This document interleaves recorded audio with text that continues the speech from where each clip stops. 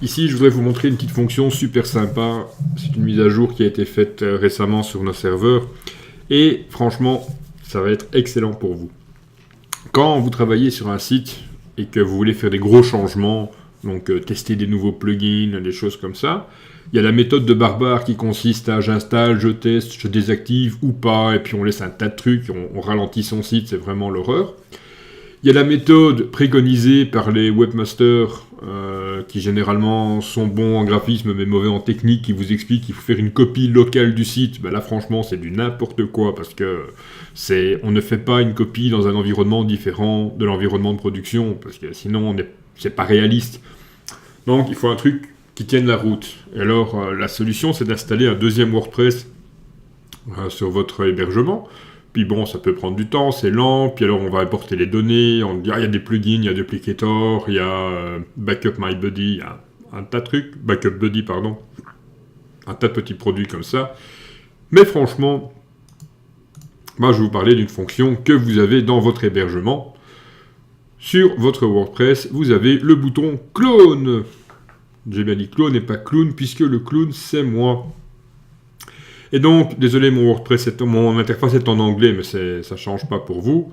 Il vous propose simplement de voir vers quel sous-domaine vous installez. Bon, il met staging par défaut, on peut mettre dev ou v2, ça c'est comme on a envie.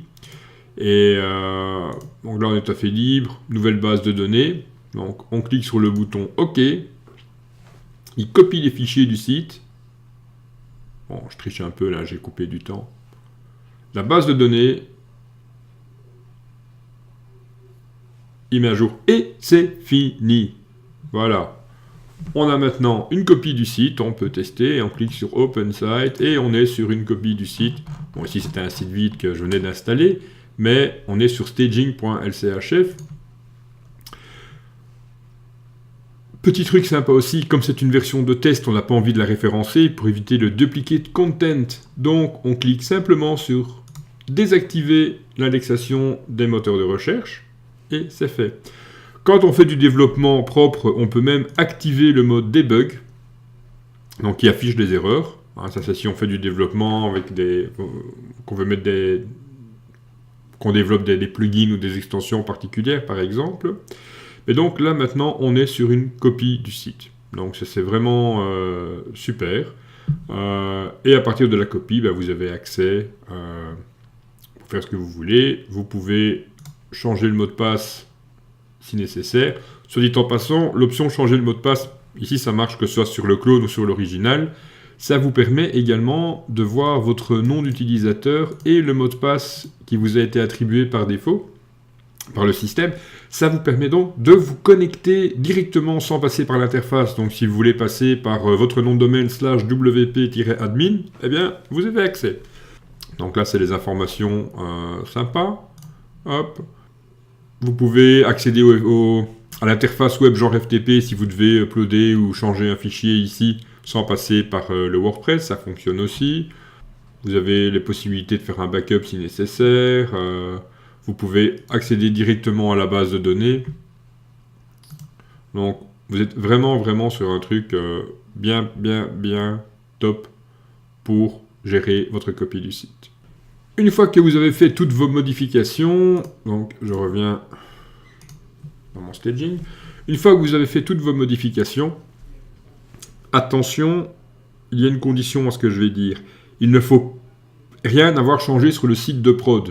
Donc, c'est pas un truc où le 1er janvier, vous faites une copie en staging, vous bossez dessus pendant 6 mois. Pendant ces 6 mois, vous publiez 30 articles sur le site de prod, et puis on passe par ici. Donc ici, on a fait un test. Donc, je suis passé de mon site de production à mon site de staging, j'en ai fait une copie. J'ai testé ce que je voulais tester, ça fonctionne.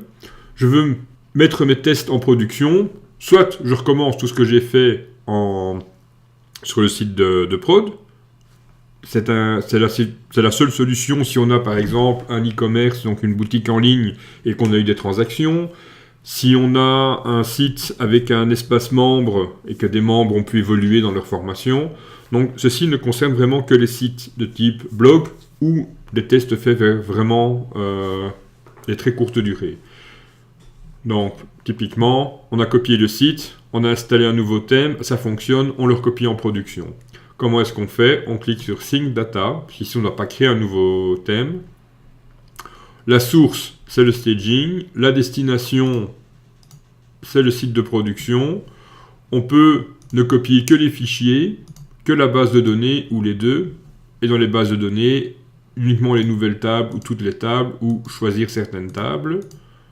Et donc, ça c'est vraiment, il faut comprendre ce qu'on fait en termes de développement. Mais je vous dis, si vous avez juste un blog et qu'il n'y a pas eu de nouveaux articles et qu'il n'y a pas de membres qui peuvent avoir interféré, en effet, ici, il va écraser la production avec celui de staging.